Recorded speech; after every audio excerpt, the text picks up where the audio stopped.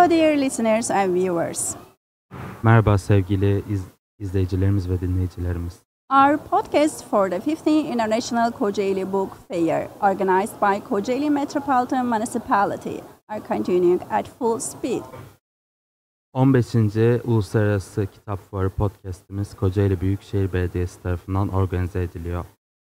Welcome to the 15th International Kocaeli Book Fair and in our podcast studio. Kocaeli Kitap Fuarı'na hoş geldiniz ve podcast stüdyomuza hoş geldiniz. Today in our studio we have the great pleasure of hosting Thomas Taylor. Hello Thomas Taylor, how are you feeling today? Bugün değerli Thomas Taylor'ı konuk ediyoruz podcast stüdyomuzda. Merhaba Thomas Taylor, nasılsınız? Hello, I'm feeling very well, thank you. Merhaba, çok iyiyim, teşekkür ederim. Thomas, what are your thoughts on the 15th Kocaeli Book Fair, which has now become an international event? How do you find the organization and the atmosphere here? Well, I'm very, very happy to be invited to the Kocaeli Book Fair, and the atmosphere, I have to say, is really lovely. Thanks. Buraya davet edildiğim için çok mutluyum ve atmosfer çok güzel. I think the organization seems perfect. Everything seems just very calm and very bookish, which is very nice. Organizasyon harika gözüküyor, mükemmel gözüküyor. Her şey kitaplarla ilgili çok sıcacık hissettiriyor. Thank you so much. Teşekkürler. How did you start writing for children and the young readers? What inspired you to choose this path? So I started out as an illustrator, producing pictures for books. And when I started out, there was only work in the children's book industry. İlk başta çocuklar için resimli kitap yaparak başladım ve bu alanda çalıştım. And so that's what set me on the path of writing for children. But of course, I've discovered it's a great privilege to write for young people, and something I value very much as a career now. İlk başta bu alanda çalışmaya başlasam da daha sonra gençler için yazmaya başladım ve bunu yaptığım için onere olmuş hissediyorum. As you know, there has been an ongoing conflict in Palestine for many years. Although a ceasefire has recently been achieved, what are your thoughts on the situation for the children living in Palestine? Well, it's obviously been absolutely horrifying to watch the situation in Gaza, especially in the last 2 years, where it's just gone from worse to worse. And so, although a ceasefire is very welcome, the most important thing now is to have some kind of stable and viable Palestine for the future, so that children can grow up in peace. Gaza'da son 2 yılda gerçekleşen kötü, korkutucu durumlar gerçekten çok kötü ve her geçen gün daha da kötüye gidiyormuş gibi gözüküyor.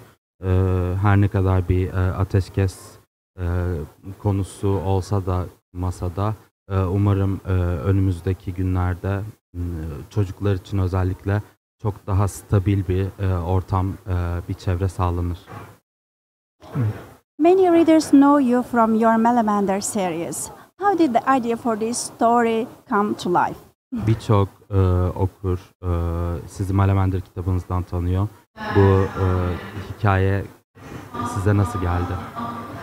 So it started because I moved to live by the sea, and discovered that when you live in a little seaside town, it's quite a different experience to be there in the winter. Because people go there in the summer for a holiday, but in the winter it's full of legends and strange shadows and mists.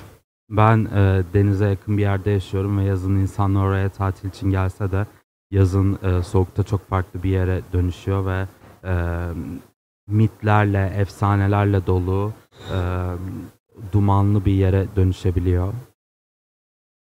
Your stories create such vivid and mysterious worlds.